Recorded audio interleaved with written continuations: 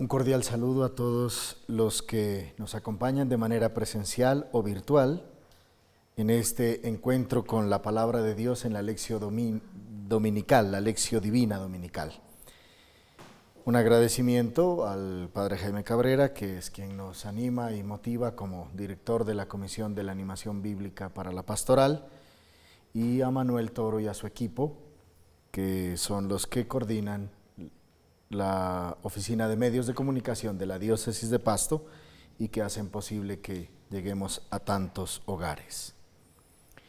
Nos disponemos entonces a vivir esta Lección Divina, una lectura orante de la palabra de Dios. Hoy nos corresponde el Evangelio de San Lucas en el capítulo 9, versos 28 a 36, la famosa escena de la transfiguración del Señor. Como siempre, entonces nos colocamos en manos del Espíritu Santo, el que inspiró la Escritura. A Él mismo le pedimos que nos ayude a entrar en este mundo de la palabra de Dios. En el nombre del Padre, del Hijo y del Espíritu Santo. Amén. Estamos ante ti, Espíritu Santo, reunidos en tu nombre. Tú que eres nuestro verdadero consejero, ven a nosotros, apóyanos, entra en nuestros corazones, enséñanos el camino, muéstranos cómo alcanzar la meta, impide que perdamos el rumbo como personas débiles y pecadoras, no permitas que la ignorancia nos lleve por falsos caminos, concédenos el don del discernimiento, para que no dejemos que nuestras acciones se guíen por prejuicios y falsas consideraciones. Condúcenos a la unidad en ti, para que no nos desviemos del camino de la verdad y la justicia, sino que en nuestro peregrinaje terrenal nos esforcemos por alcanzar la vida eterna. Esto te lo pedimos a ti, que obras en todo tiempo y lugar, en comunión con el Padre y el Hijo, por los siglos de los siglos. Amén. Muy bien. Entramos entonces en materia, el Evangelio según San Lucas, capítulo 9, versos 28 al 36. Si nosotros fuéramos a las fronteras del texto, que es lo que podríamos llamar el contexto literario, que es lo que está antes del texto y lo que está después del texto, mirando allí en la Sagrada Escritura, encontraríamos algunos pasajes interesantes, como por ejemplo, el primer anuncio de la pasión. El Señor Jesús le anuncia a los discípulos la pasión. Luego plantea como unas máximas que son las condiciones para ser discípulo. Después está el pasaje de la transfiguración. Y un poco más adelante, después de una sanación de un epiléptico, está el segundo anuncio de la pasión. Entonces podríamos decir que el pasaje de la transfiguración está como en dos paréntesis, entre el primer anuncio de la pasión y el segundo anuncio de la pasión. Y eso será importante tenerlo en cuenta. Cuando el Señor le dice a los discípulos que la manera de ser y la manera de actuar estarán marcados por la pasión, la muerte y la resurrección. En medio de esos dos pasajes que van a hablar de la pasión y muerte, está una escena muy particular, muy interesante, que es la escena de la transfiguración. La lectura, la lección. 8 días después de estos discursos, tomó a Pedro, Juan y Santiago y subió a una montaña a orar. Mientras oraba, su rostro cambió de aspecto y su ropa resplandecía de blancura. De pronto 2 hombres hablaban con él, eran Moisés y Elías, que aparecieron gloriosos y comentaban la partida de Jesús que se iba a consumar en Jerusalén. Pedro y sus compañeros tenían mucho sueño. Al despertar vieron su gloria y a los dos hombres que estaban con él. Cuando estos se retiraron, dijo Pedro a Jesús: Maestro, qué bien se está aquí. Vamos a armar 3 chozas, una para ti, una para Moisés y una para Elías. No sabía lo que decía. Apenas lo dijo, vino una nube que les hizo sombra. Al entrar en la nube se asustaron y se escuchó una voz que decía desde la nube: Este es mi Hijo elegido, escúchenlo. Al escucharse la voz, se encontraba Jesús solo. Ellos guardaron silencio y por entonces no contaron a nadie lo que habían visto. Palabra del Señor. Vamos a ver unos elementos para profundizar la lectura, que siempre será importante. Entonces, cuando el Padre dice desde la nube: Este es mi Hijo, mi elegido, escuchadle, nos está diciendo que Jesús es la buena nueva completa. Es decir, el Evangelio. Evangelio podríamos traducirlo como buena nueva. Y si queremos apropiarnos de las palabras del Papa Francisco, diríamos que Jesús es la alegría del Evangelio.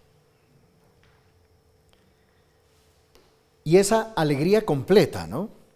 Jesús es el Hijo amado que nos es dado. A Él lo contemplamos maravillados, a Él lo escucharemos hasta el fin del camino. Importante aquí un lugar, Jerusalén. ¿Recuerdan? En la lección pasada habíamos quedado en Jerusalén, en el alero del templo, cuando Jesús vencía al diablo con sus tentaciones. Era en Jerusalén. Otra vez, Jerusalén nos va a determinar el horizonte, ¿no? El punto de llegada es Jerusalén. Allí, donde terminaron las tentaciones, y podríamos verlo en el Evangelio de San Lucas, en el capítulo 4, en el verso 9, es donde Jesús y el diablo se han dado cita para la confrontación final. Recuerdan que el Evangelio terminaba diciendo: hasta una próxima oportunidad se han dado cita para encontrarse en Jerusalén, pero ya en el momento de la pasión, es decir, capítulo 22, verso 53. Precisamente, como dice el capítulo 13 en el verso 33, en Jerusalén, donde los profetas han sido abatidos. Es importante, entonces, si quieren, veamos capítulo 13, verso 33, que dice así: Con todo, hoy y mañana y pasado tengo que seguir mi viaje, porque no puede ser que un profeta muera fuera de Jerusalén. Curioso, ¿no? Esa afirmación. No puede ser que un profeta muera fuera de Jerusalén. En últimas, ¿qué es lo que está diciendo? Que los profetas, si mueren, es en Jerusalén. Interesante la alusión que está diciendo Jesús en su inminencia de llegar a Jerusalén, ¿no? Entonces, todo está marcado por ese anuncio de la pasión que ya les decía que se había dado un poco antes en este mismo capítulo 9, ¿no? Precisamente en el verso 22. El Hijo del Hombre tiene que padecer mucho, ser rechazado por los ancianos, sumos sacerdotes y letrados. Tiene que ser condenado a muerte y resucitar al tercer día. O sea, tiene. No hay lugar a dudas de este elemento, y eso va a marcar el ritmo de este pasaje, ¿no? Será importante tenerlo claro. Entonces, es donde, en este pasaje es donde se da el diálogo entre 3 profetas glorificados. que es, entre comillas, Jesús, Moisés, si consideramos que es profeta, mirando algún pasaje del Éxodo, y Elías, que es el paradigma del profetismo, ¿no? Entonces Jesús, Moisés y Elías. Recuerden que a Jesús le han preguntado, o él, mejor dicho, él preguntaba, ¿y la gente quién dice que soy yo? Y dicen, algunos dicen que eres uno de los profetas, otros que Jeremías o que Elías, ¿no? Entonces, el encuentro de, entre comillas, 3 profetas glorificados, Jesús, Moisés y Elías.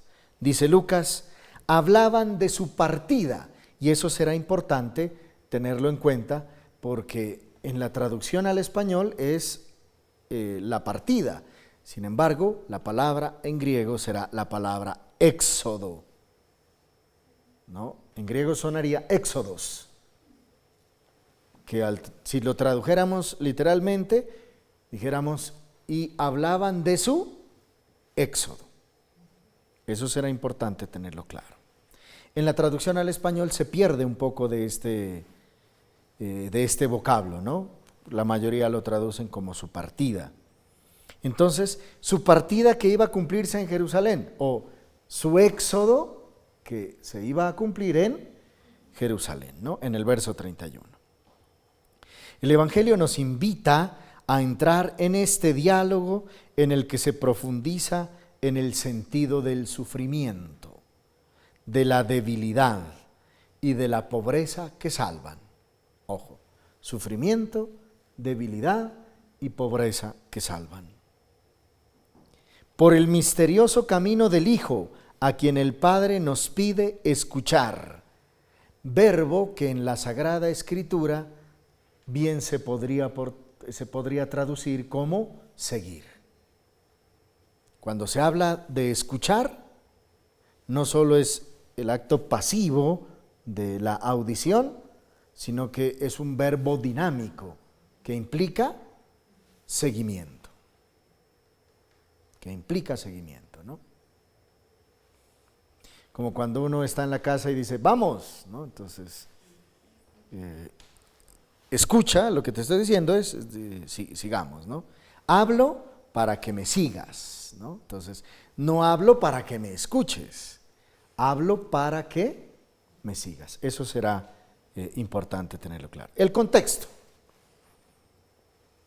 En algunos encuentros que tengamos aparecerán o desaparecerán algunos elementos, un poco de acuerdo al análisis que vayamos haciendo, ¿no? El contexto. En este pasaje sí me interesa resaltar el tema del contexto. Desde el momento en que Pedro reconoció que su maestro es el Mesías, en el capítulo 8, verso 18, Jesús comenzó a introducir a los discípulos en la comprensión de su persona. Entonces, cuando ya Pedro dice, tú eres el Mesías, ahora Jesús está en una tarea de hacer que los discípulos comprendan eso que significa ser el Mesías. Y por eso, para Jesús es importante anunciar su pasión, muerte y resurrección. Por eso lo hace antes de la transfiguración, ¿no? Lo que le va a suceder a Jesús será determinante para lo que les va a suceder a los discípulos. Se trata de un camino compartido, ¿no? Versículo 23 de ese mismo capítulo 9, un poco antes, el que quiera seguirme, niéguese a sí mismo, cargue con su cruz cada día y sígame. El camino de Jesús será el camino de los discípulos. Lo que le pase a Jesús, le pasará a los discípulos. Es decir, que no hay escapatoria, ¿no? El discípulo no puede tener un destino distinto al de Jesús. Una anécdota cuando, la he contado en otras ocasiones, cuando alguna vez por tantas críticas y cosas, entonces hablaba con mi obispo, yo le decía, Monseñor, qué difícil esto, ¿no? ¿Cómo hacer para quitarnos un poco toda esta esta cosa que nos desanima, ¿no? Y el obispo decía, no, padre, decía, el camino es el camino de la cruz, decía, ¿no? Y él se tocaba la cruz pectoral y decía, por eso cargamos la cruz, decía, ¿no? Es un camino de cruz. Y curiosamente, de pronto no tiene tanta fortaleza teológica, pero sí espiritual, decía, ¿no? Cuando todo va bien, decía, yo me preocupo, porque tal vez no es por aquí el camino, decía, ¿no? El camino del discípulo debe ser un camino de cruz. Entonces no nos debe asustar el camino de la cruz. Curiosamente a nosotros nos asusta el camino de la cruz. Queremos que no sea el camino de la cruz. Pero si somos discípulos del Señor, indiscutiblemente nuestro camino debe estar marcado por la cruz, ¿no? Y no es un romanticismo, ¿no? No es simplemente pues un accesorio que yo me lo cuelgo y digo, pues bueno, yo voy con la cruz para todos lados, ¿no? No, es la cruz que talla, ¿no? La que pesa. El relato, Lucas nos dice, como lo hacen Mateo y Marcos, que Pedro oponga resistencia ante el primer anuncio de la pasión. Marcos y Mateo sí, cuando le dicen, no, eso no puede pasar. Y Jesús le dice, ponte detrás de mí, actúas como Satanás, como piedra de tropiezo, ¿no? En el Evangelio de Lucas no aparece esa escena. Pero el Evangelio será enfático en mostrar la incomprensión de los discípulos. Y en los dos anuncios siguientes, en el capítulo 9, verso 45, y hacia el capítulo 18, en el verso 34, que será el tercer anuncio de la pasión, los discípulos no entienden, no comprenden qué significa esto del anuncio de la pasión. No entienden qué significa subir a Jerusalén, que el destino de su maestro sea ese, ¿no? El relato de la transfiguración conecta directamente con la confesión de fe de Pedro y con el primer anuncio de la pasión. Es una nueva forma de anunciar la pasión y la resurrección de Jesús. Entonces, la transfiguración, bien podríamos decir que es una manera distinta de anunciar la pasión y la resurrección de Jesús, dando a entender el significado del misterio pascual para Jesús y que los discípulos deben hacer parte de ese misterio pascual. Se trata de una revelación más profunda del Señor. Esto es, cómo y por qué el camino del sufrimiento conduce a la gloria pascual. ¿Cómo y por qué el camino del sufrimiento conducen a la gloria pascual? Características propias de este relato de la transfiguración que no lo encontramos en los otros evangelistas. Hace notar que Jesús subió a la montaña para orar. Segundo, habla de la gloria de Moisés y Elías, junto con Jesús, pero habla de la gloria de Moisés y Elías. Nos dice que el tema de la conversación era el éxodo que iba a cumplir Jesús en Jerusalén. Recalco esa palabra, ¿no? El éxodo de Jesús. Cuarto, nota que Pedro y los otros dos discípulos estaban cargados de sueño. Espero que no sea como algunos hoy aquí, pero no importa. Sin embargo, permanecían despiertos, dice, ¿no? Y vieron la gloria de Jesús, ¿no? Estaban cargados de sueño, pero vieron la gloria de Jesús. Eso significa que con sueño también se puede ver, ¿no? Un poco borroso, pero se puede ver. Señala que Pedro solo toma la palabra cuando Moisés y Elías se han ido. Es un detalle curioso, ¿no? Habla de las 3 chozas, pero ya los otros 2 se han ido, ¿no? 6, o sexto elemento. Dice que Pedro llamó a Jesús con sumo respeto y lo llamó maestro. Y es con un término que es propio de Lucas, para hablar de maestro, y es el término en griego epistates. Normalmente, tradicionalmente, los evangelistas utilizan un término en griego que sonaría así, didáscalos, que es el término normal, maestro. Sin embargo, Lucas tiene otro término que también significa maestro, que es epistates, es como propio de Lucas, ¿no? Marcos dice rabí, que es la expresión aramea de maestro, y Mateo habla de Señor. Séptimo, cuenta que en la nube Jesús recibe el calificativo de Hijo elegido,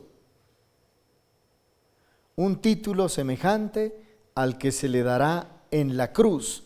Capítulo 23, verso 35, solo por mirar a ver qué nos dice. Capítulo 23, en el verso 35.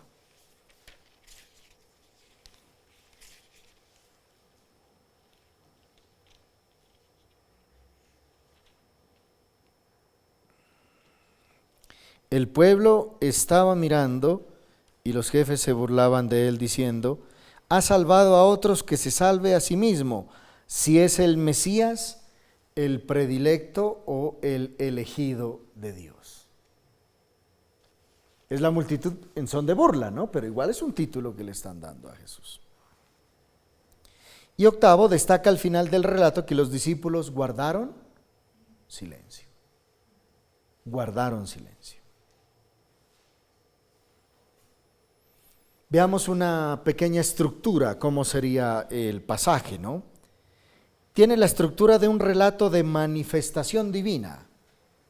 De manifestación divina. La palabra técnica para hablar de manifestación divina es la epifanía, ¿no? Una epifanía. Hemos celebrado el 6 de enero la fiesta de la Epifanía, la fiesta de la manifestación de Jesús. Cuando sale a la luz pública, ¿no? Y algunos teólogos hablan, utilizando la palabra Cristo, de una cristofanía, es decir, de una manifestación de la divinidad de Cristo. Entonces, conjugando los términos, epifanía, hablan de una cristofanía. Es un término técnico que nos puede ayudar a entender un poco, ¿no? Donde el ver y el oír ocupan el lugar central. Concretamente, donde el escuchar es el que ocupa el lugar central, ¿no? Es en un imperativo categórico que Dios desde la nube dice: escuchadlo, ¿no? Entonces, ¿cómo sería la estructura? Primero, la circunstancia del acontecimiento. Jesús sube al monte a orar con 3 discípulos. Esa es la escenografía, subiendo al monte a orar con 3 de sus discípulos. La visión, ¿qué es lo que ven? La gloria de Jesús y de los profetas. ¿Pero qué tipo de profetas? De los profetas sufrientes, de los que mueren en Jerusalén, ¿no? Representados en Moisés y Elías, que han sufrido los embates del pueblo, cada uno. Elías sufre la persecución, Moisés sufre la incomprensión. Entonces son profetas sufrientes, ¿no? Nosotros nos ponemos contentos por Elías y Moisés, pero bastante dura que la tuvieron, ¿no? Incomprensión, casi todo el camino en el desierto Moisés lidiando con el pueblo que no entendía, que no era fiel, bueno. Y por otro lado, Elías, persecución, cuando es el único profeta que queda fiel, casi es el único que queda fiel en todo Israel en una persecución, ¿no?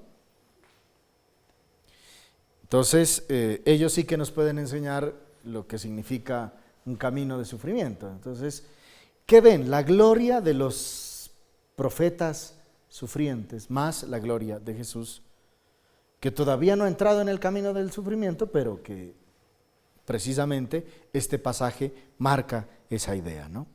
Tercero, la audición de lo que quiere el Padre en la nube. Recuerden que la nube es una imagen, un ícono de la comunicación de Dios, donde Dios como que habla, donde Dios se manifiesta, ¿no? Bueno, no significa que pues salgamos a ver las nubes, a ver si, ¿no? Es un poco la iconografía, ¿no?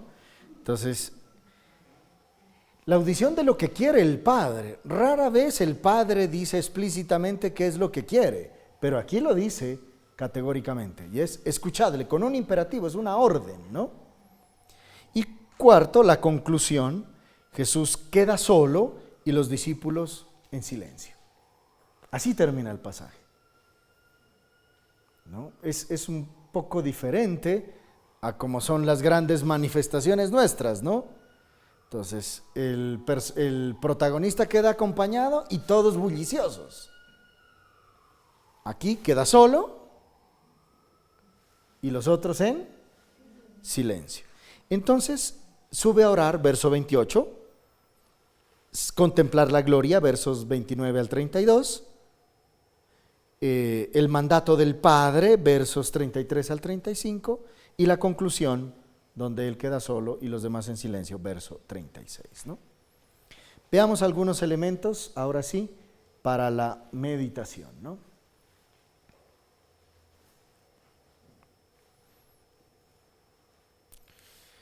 En el Evangelio según San Lucas, el episodio de la transfiguración de Jesús está inmediatamente después de los postulados sobre el seguimiento, en las que se describen las actitudes del discípulo, versos 23 al 27. Y será importante que veamos esas máximas o esos postulados sobre el seguimiento. Primero, el que quiera seguirme, niéguese a sí mismo. Segundo, cargue con su cruz cada día y sígame. Ahí hay dos cosas por si acaso, ¿no? Niéguese a sí mismo, cargue con la cruz y sígame. Hay tres ya mandatos ahí fuertes, ¿no? El que quiera salvar su vida la perderá, pero quien pierda su vida por mí la salvará. Entonces, ¿quieres salvar tu vida? Entonces, piérdela en la causa de Cristo. Gasta tu vida en la causa de Cristo. Es un llamado muy interesante a todos nosotros como católicos cuando decimos, no, es que yo para eso como que no tengo tiempo, ¿no?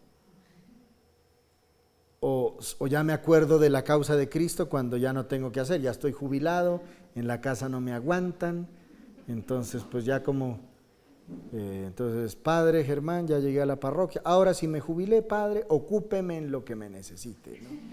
Entonces es casi como por desocupación, ¿no? Entonces ya como no tengo más que hacer, no me aguantan en ningún otro lado, pues ojalá en la parroquia me reciban para pues poder hacer alguna cosa, ¿no? Es niégate a ti mismo, ¿no? Es decir, toma una opción por la causa de Cristo, ¿no? Bueno, lo que no quita pues que si vienen los jubilados los recibimos, no es que no los queramos recibir, pero no esperen a jubilarse para tomar la causa de Cristo, ¿no? ¿De qué le vale al hombre ganar el mundo entero si pierde o se malogra él? ¿No? Y eso creo que lo hemos visto más en la pandemia pues fuimos más que conscientes, lo que pasa es que se nos olvida muy rápido, ¿no? Pero en la pandemia nos dimos cuenta que habíamos gastado la vida inútilmente en muchas cosas y que casi fue una bendición que nos encerraran para que el esposo conociera a la esposa, resulta que no la conocía, que los papás conocieran a los hijos y los hijos a los papás. Se habían visto por la mañana y por la noche, ¿no? Pero no era que se conocieran mucho. Y los que no pudieron soportar conocerse, es decir, entrar en comunión, agradecieron cuando ya dijeron ya puede todo el mundo salir, porque dice, ya me libré de estar en la casa porque no me aguantaba más eso, ¿no? Entonces, ¿de qué me sirve a mí ganar todo si me pierdo a mí mismo? No me sirve absolutamente de nada. Si uno se avergüenza de mí y de mis palabras, el Hijo del Hombre se avergonzará de él cuando venga con su gloria, la de su Padre y la de los santos ángeles. Y verso 27, les aseguro que algunos de los que están aquí presentes no sufrirán la muerte antes de ver el reino de Dios. Pero ya hemos visto las máximas, las 5 máximas al principio, ¿no? Esos postulados sobre el seguimiento. Allí se describen las actitudes del discípulo. El núcleo del texto es la presentación de Jesús. O sea, lo que se quiere mostrar en este texto es la presentación de Jesús.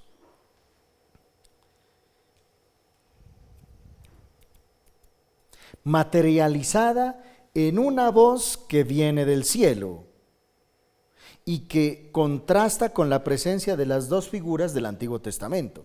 Quien presenta a Jesús es el Padre, la voz del cielo.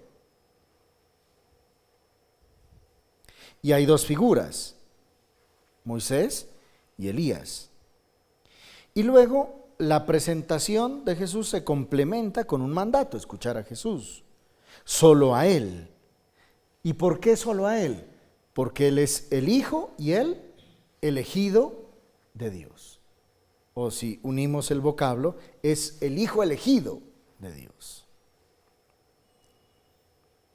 Ante todo, el episodio está íntimamente relacionado con el fin del postulado anterior, donde se habla de ver el reino de Dios. Verso 27, les aseguro que algunos de los que están aquí presentes no sufrirán la muerte antes de ver el reino de Dios. Resulta que el pasaje siguiente, que es el de la transfiguración, es una manera de ya ver el reino de Dios. Me gusta utilizar la siguiente, bueno, ya ahora eso no se usa, pero cuando yo era niño y aparecían las novelas, porque eso no era que había mucho que ver, pero ahí lo ponía, uno miraba alguna cosa, y era interesante porque al finalizar el capítulo decía escenas del próximo capítulo, como para uno engancharlo, y entonces parecía que ya le iba a dar un garrotazo y quedaba con el martillo en la mano, y no, toca ver mañana si le pega o no le pega, ¿no? Entonces, la transfiguración son las escenas del próximo capítulo, el siguiente capítulo. ¿Cuál es el siguiente capítulo? El de la gloria de Dios, el de la resurrección del Señor. Entonces aquí van a tener un adelanto los discípulos de cómo es ese tema de la gloria de Dios. Por lo tanto, nosotros que estamos iniciando la Cuaresma, también vamos a tener un adelanto del desenlace. Cada vez que entramos en la palabra de Dios tenemos que olvidarnos de que ya hemos leído los pasajes de más adelante, no, tenemos que ir en el camino, no sabemos qué va a pasar. No falta el que dice, no, yo sí sé, porque más adelante dice que va a crucificar y va a resucitar. No, pues no la dañe, ¿cierto? No cuente el final, vamos paso a paso entrando en esta experiencia de caminar con Jesús, ¿no? Aquí se dice expresamente que vieron su gloria, ¿no? Pero además el pasaje está inserto en el capítulo 9, pues hace parte del capítulo 9. Dentro de todo el capítulo 9, resulta que hay una respuesta fundamental a Herodes.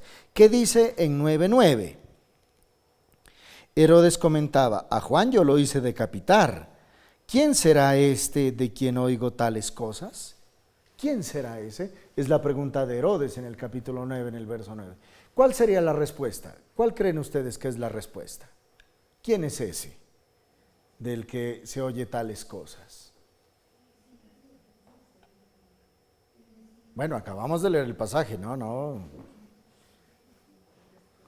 El Hijo elegido. Pues, ¿o no? Ah, bueno, perfecto. Entonces, el Hijo elegido, ¿listo? Ese es una respuesta a esa pregunta que ya está en el capítulo 9, ¿no? Es interesante leer la Biblia ya en su contexto, mirando los pasajes que están, por eso tenemos que leer con mucha atención, ¿no? Herodes está haciendo una pregunta y luego todo ese pasaje será para responderle a esa pregunta. ¿Quién es del que tú te estás interrogando? Del Hijo elegido de Dios al que se debe escuchar. Muy bien. Pero además marca una fase decisiva en la formación de los testigos de la fe. Aquí van a recibir una formación especial. Y una cuña en nuestro plan de pastoral de la diócesis de Pasto, donde este año nos hemos trazado como meta preparar el sínodo diocesano, pero además testimoniar la fe. Es decir, que hay que subir a la montaña con Jesús, a la montaña de la transfiguración, quien quiera ser testigo de la fe.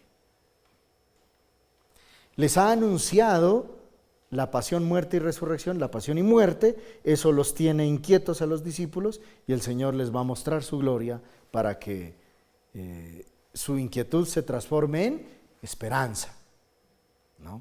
En esperanza.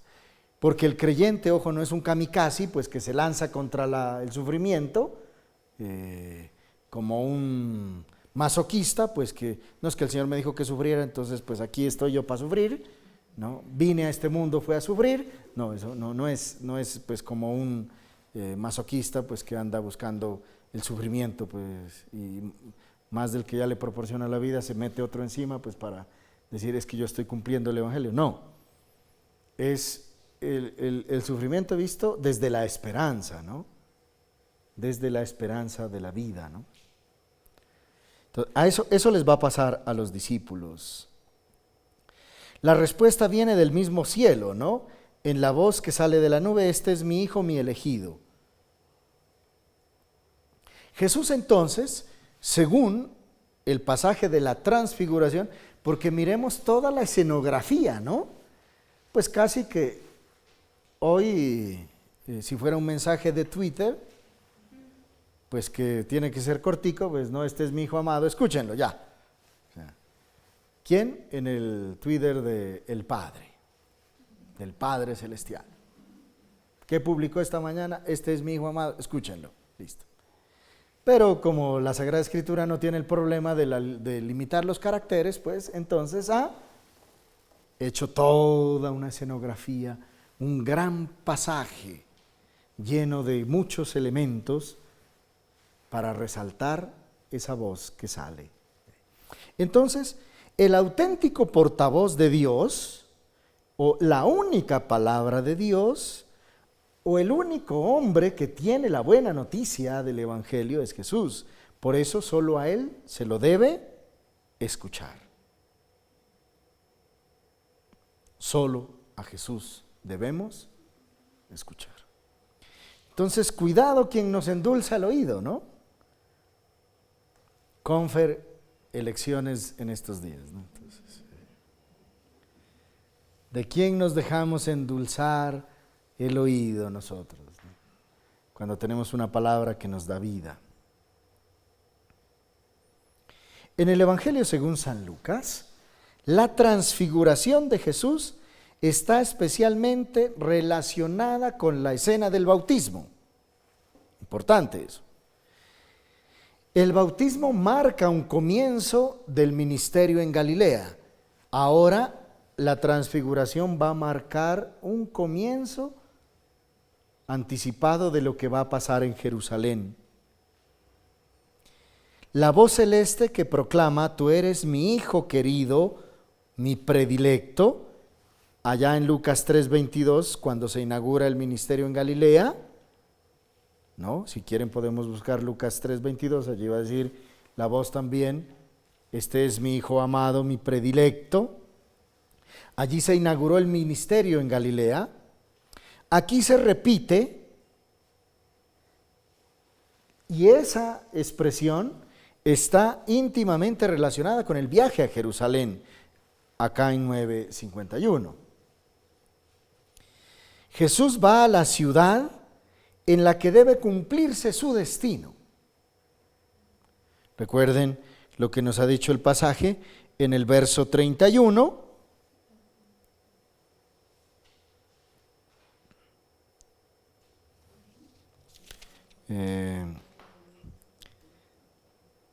Que aparecieron gloriosos y comentaban la partida de Jesús, que se iba a consumar en Jerusalén. La partida, por traducir como Éxodo. Ahora vamos a ver que ese pasaje es muy significativo, ¿no? Entonces está relacionado con su asunción a Jerusalén. Entonces, el hecho de que Jesús suba a la montaña aquí, ya es un anticipo de la subida de Jesús a la montaña en Jerusalén.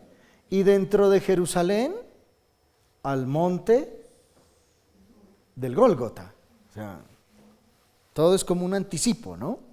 Por eso le digo, estas son las escenas del próximo capítulo. Aquí nos va diciendo todo lo que... Aquí los discípulos van a aprender todo lo que va a pasar.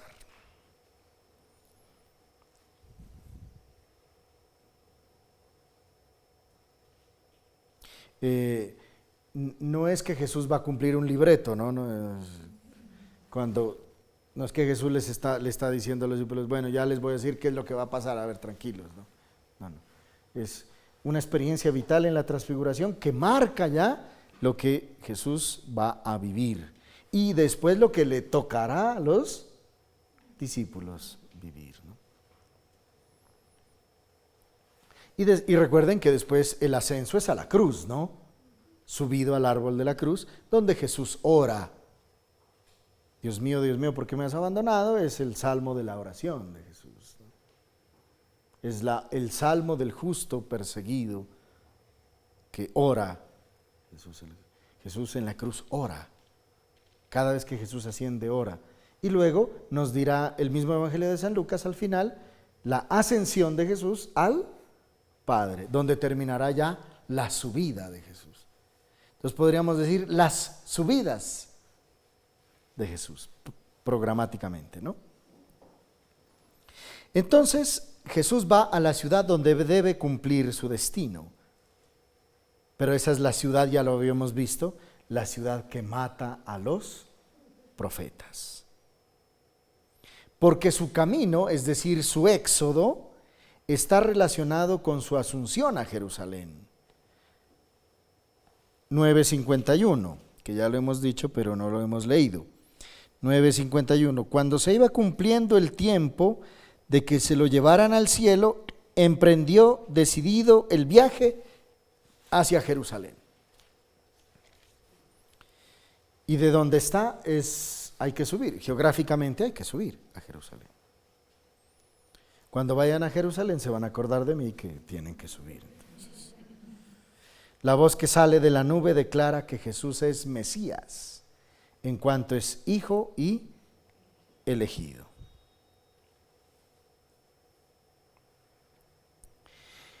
El relato de San Lucas de la transfiguración dice expresamente que los discípulos vieron su gloria. Los otros evangelios, entre tanto Mateo y Marcos, que son junto con Lucas los evangelios sinópticos, recuerden, sinopsis es que se los puede ver en conjunto, en paralelo, por eso se los llama sinópticos, ¿no? En el colegio a varios nos han pedido hacer un cuadro sinóptico, entonces, anécdota, ¿no? Una vez a mis alumnos les dije, por favor, hacer un cuadro sinóptico. Cuando me entregaron la hoja le dije, ¿y el cuadro dónde está? Entonces, no tiene cuadro, 0. Pues si dice cuadro sinóptico, pues debe haber un cuadro.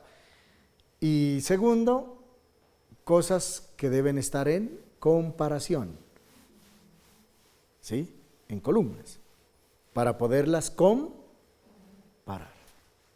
En sinopsis. Sinopsis significa visión de conjunto. Y están en un cuadro para poderlas ver en conjunto.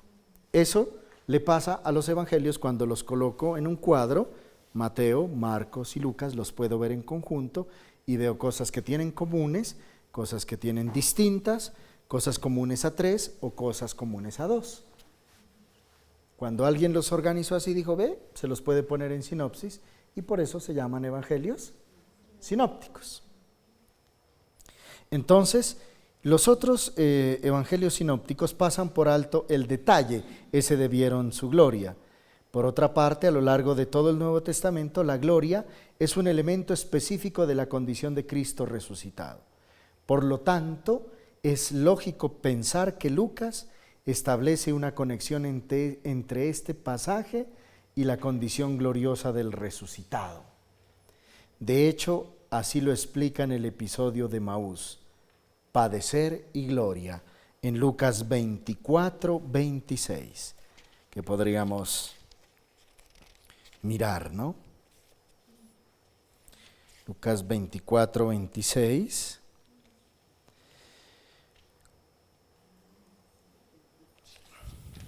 Ya iba a leer mal, ya iba a leer en el 23. Ya iba a decir, no me cuadra. Entonces, verso 26. No tenía, les pregunta Jesús, ¿no? ¿No tenía que padecer esto el Mesías para entrar en su gloria? Es decir, que este pasaje se conecta con la explicación que Jesús les hace a los discípulos en el camino de Emaús, cuando les está explicando las Escrituras y ellos no entendían porque estaba endurecido el corazón, ¿no? Dice, qué tardos son de corazón para entender lo que dicen las Escrituras. ¿Acaso no tenía que padecer para entrar en su gloria? Aquí lo vemos. Otro de los aspectos de este pasaje es la presencia de las figuras del Antiguo Testamento, Moisés y Elías, que hablan concretamente de su partida, de su éxodo. La mención de su partida, es decir, del éxodo, está indudablemente relacionada con la salida de Israel de la cautividad de Egipto. Es decir, cada vez que nosotros hablemos del éxodo, pues tenemos que ver la salida de... A veces dice la huida de Egipto, ¿no? Entonces no es que salen huyendo, salen conducidos por Dios. Son dos cosas totalmente distintas. Que toca salir corriendo porque atrás vienen los enemigos, eso es distinto. Pero no salgo huyendo, salgo conducido. Lo que pasa es que tengo que salir rápido, ¿no? La mención de su partida está indudablemente relacionada entonces con la salida de Israel de la cautividad de Egipto, para entrar en la tierra de la promesa y al mismo tiempo de su destino como pueblo. Esta experiencia de Israel está íntimamente relacionada con la gloria del Señor. En este ambiente en el que estamos diciendo, la presencia de Moisés es obvia. Si estamos hablando de un éxodo, pues ¿quién debe venir? El experto en los éxodos. O sea, PhD en éxodo, Moisés. Pues porque imagínense salir de Egipto, atravesar el Mar Rojo y 40 años por el desierto, si ese no sabe pues cómo se hace un éxodo, entonces pues nadie sabe, ¿no? Entonces, si se está hablando del éxodo, tienen que traer al experto en éxodos, que es Moisés.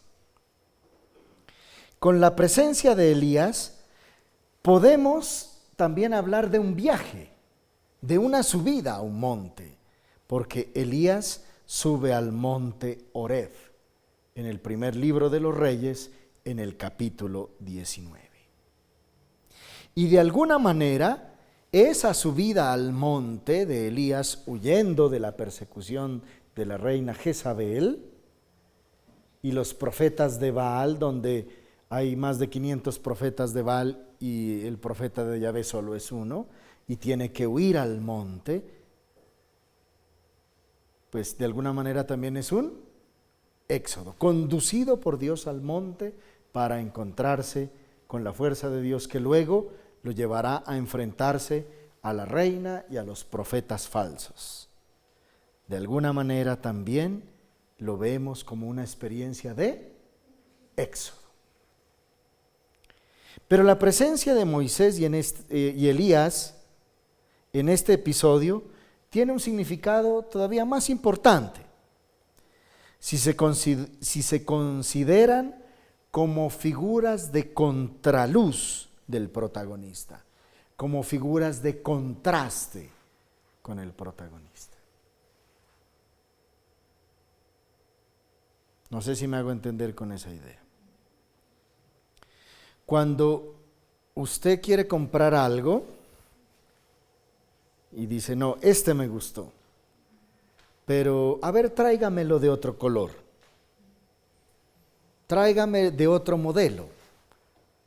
Cuando usted pone eso en contraste, puede saber si lo que escogió le gusta, es lo que quiere, es lo que está buscando. Entonces, Moisés y Elías sirven de contraste para ver al verdadero y auténtico profeta de Dios. ¿Sí? Debemos compararlo con alguien para que la figura de Jesús se resalte. Sirven de contraluz, ¿no? A nivel de la música, bueno, me perdonarán mis profesores de exégesis, pues no sé si la comparación sea válida, pero a nivel de la música sirven de teloneros, ¿no? Ellos salen para que la cosa, pues, coja fuercita, y luego ya sale el protagonista y se lo ve ya. Claro, uno está contento con los teloneros, ¿no? Y si son amigos de uno, todavía mejor. Qué lindo que cantan, ¿no? Pero cuando ya sale el artista internacional, uno dice, estos nuestros, y es que cantan feo. Pues, porque, o sea, con respecto, no, pero qué espectáculo, pues, ¿no? Entonces, sirven de contraluz del protagonista. ¿Y por qué de contraluz? Porque son representaciones del antiguo Israel. Y por eso desaparecen ante Jesús. Es decir, que quedan superados por Jesús. Y luego si vamos un poco más allá y decimos que Moisés representa la Torá y Elías representa a los profetas, estaríamos diciendo que Jesús supera la antigua ley y el antiguo profetismo. Lo supera por mucho. Por eso lo dejan solo. Lo deben dejar solo porque ante él ellos no tienen nada que hacer. Y por eso la voz lanza de manera imperativa el escúchenlo o escuchadle. Y le queda a Jesús como tarea entonces el papel determinante de la reconstrucción de Israel como el nuevo pueblo de Dios. O sea, en Jesús se inaugura una nueva experiencia, un nuevo pueblo, ¿no?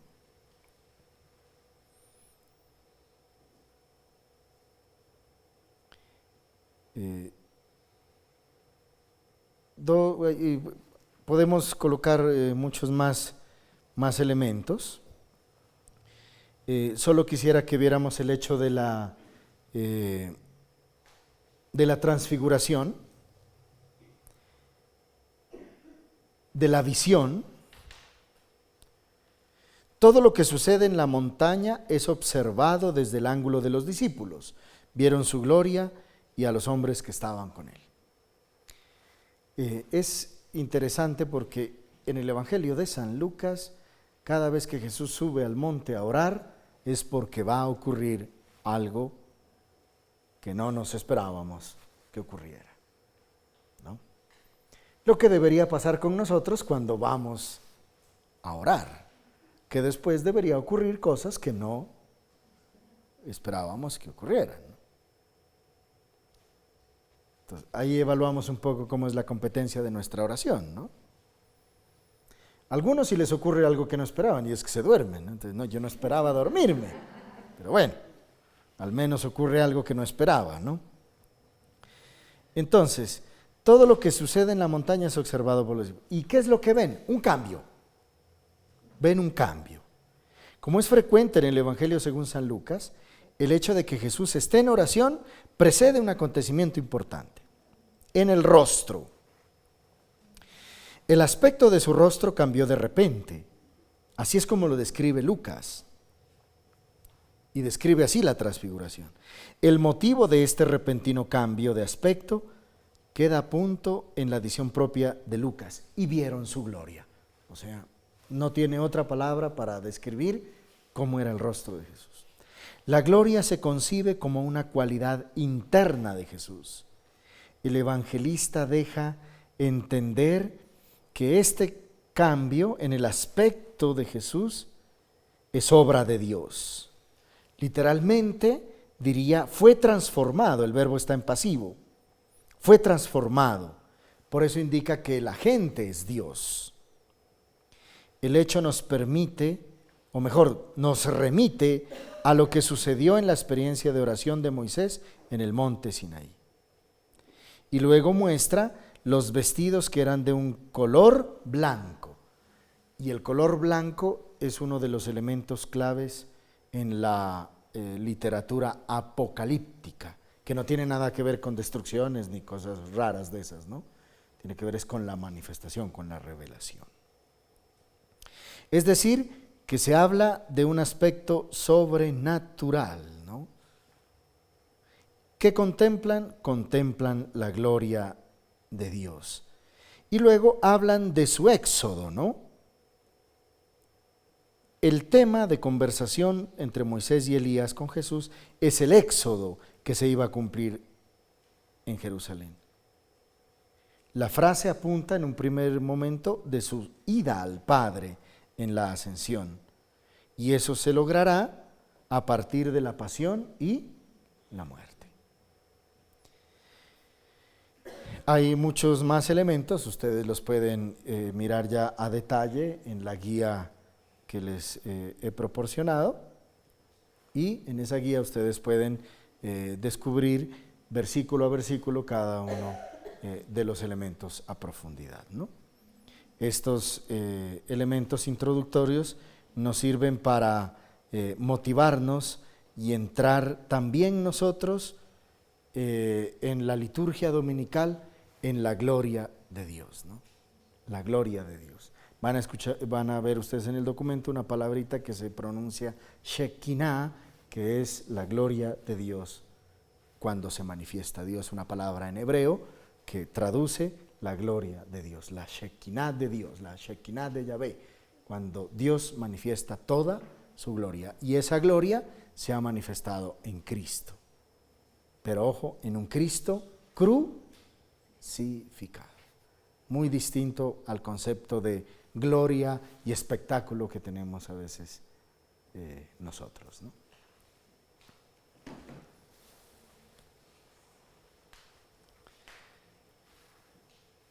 Señor, que con la transfiguración de Jesús nos alientas a llevar la cruz, alienta nuestra esperanza para que un día lleguemos a brillar como tú, ya que te reconocemos como nuestra cabeza. Quiero ser dócil a la manifestación de tu divinidad, mi Señor Jesús. Con la transfiguración nos diste un signo inequívoco de que eres el líder que no defrauda. La llamada del Padre a que te escuchemos me invita a estar más atento a tu voz, a tus criterios, a tus puntos de vista para afrontar la realidad cotidiana. Señor, llénanos de tu espíritu para caminar contigo hacia Jerusalén, hacia la cruz, sabiendo de que el término del camino será participar contigo de la gloria de la resurrección. Amén. Para la contemplación.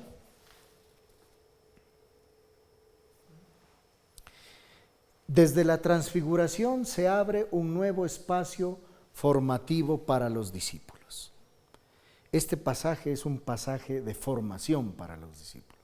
El discípulo va a aprender que lo fundamental para él es escuchar. Y escuchar la palabra del Divino Maestro, que es la única que tiene la fuerza de la alegría de la buena noticia. En esas categorías de la alegría de la buena noticia.